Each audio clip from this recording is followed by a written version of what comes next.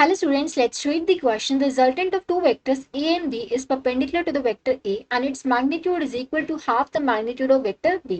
ठीक है, the angle between vector A and vector B is okay. So हमें question में क्या दे रखा है कि जो A और B का जो रिजल्टेंट है, जो हमें R दे रखा है, A और B का रिजल्टेंट R जो हम इस डायग्राम में देख सकते हैं, वो क्या है, A के परपेंडिकुलर है. हम डायग्राम में भी देख सकते हैं कि A के परपेंडिकुलर है. अगर ये दोनों वेक्टर परपेंडिकुलर है तो उनका डॉट प्रोडक्ट जीरो होगा. ठीक है, R वेक्टर हमारा A के परपेंडिकुलर है. ठीक है, तो उन दोनों का डॉट प्रोडक्ट जीरो होगा. ओके, एंड आगे दे रखिए कि इसका जो मैग्नीट्यूड है वो इक्वल है half the magnitude of vector B.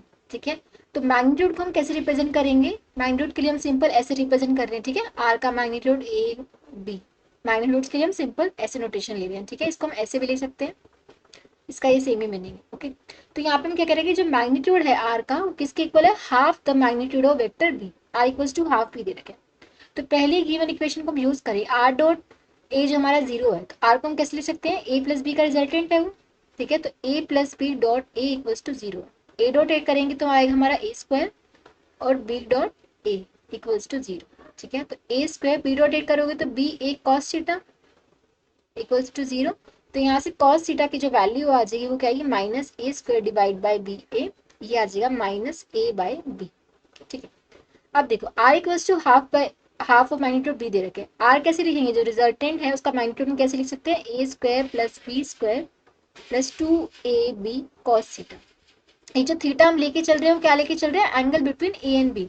ठीक है, ये थीटा हमारा क्या है? Angle between A and B है. ठीक है, जो हम फाइंड आउट करने की कोशिश कर रहे हैं. ठीक है, हमें यही निकालना है ना थीटा. ठीक है, तो जो रिजल्टेंट होगा उसका मैग्नीट्यूड होगा A square plus B square plus two A B cos theta के इक्वल, जो कि होगा हाफ बी के इक्वल. दोनों साइड हम स्क्वायरिंग करेंगे तो क्या आ जाएगा? A square plus B square two A B cos theta equals to half B का स्क्वायर. स्क्वायरिंग कर ली. ठीक है, यहाँ से आ जाएगा हमारा A square plus B square plus two A B cos theta equals to B square by 4. Okay, so ये आ जाएगा सॉल्व करके, इसको इधर लेके आएंगे तो ये आ जाएगा 3b² by 4 plus 2ab cos theta. ठीक है, यहाँ से देखो बी ए कॉस थीटा की वैल्यू निकल के आ रही है माइनस ए स्क्वायर के इक्वल. ठीक है, इस इक्वेशन से भी हम एक वैल्यू निकाल सकते हैं बी ए कॉस थीटा की माइनस ए स्क्वायर के इक्वल. ठीक है, तो यहाँ पे हम ये पुट कर दे तो ए बी कॉस थीटा की जगह माइनस ए स्क्वायर पुट करेंगे तो ये क्या हो जाएगा? Minus two A square. ठीक है, तो ये आ जाएगा minus A square plus 3b² by 4 equals to zero. तो यहाँ से जो हमारा बी स्क्वायर है वो किसके इक्वल आ जाएगा?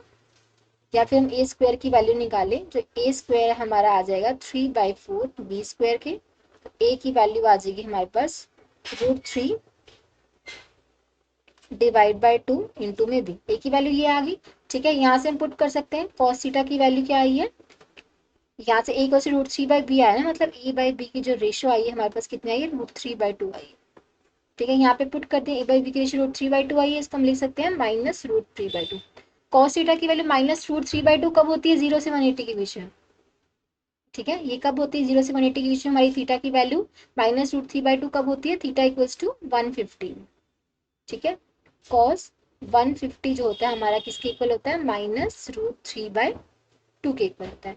ठीक है, तो यहाँ से हम कंपेयर करेंगे तो कॉस थीटा, ये माइनस √3/2 की वैल्यू क्या हम लिख सकते हैं? ये कॉस 150 के इक्वल होगा. तो थीटा हमारा जो आएगा angle between A and B वो कितना आ गया? 150 डिग्री के इक्वल. ओके, सो हमारा करेक्ट ऑप्शन क्या हो जाएगा? Option number B. I hope आप सबको समझ आया होगा. Thank you so much.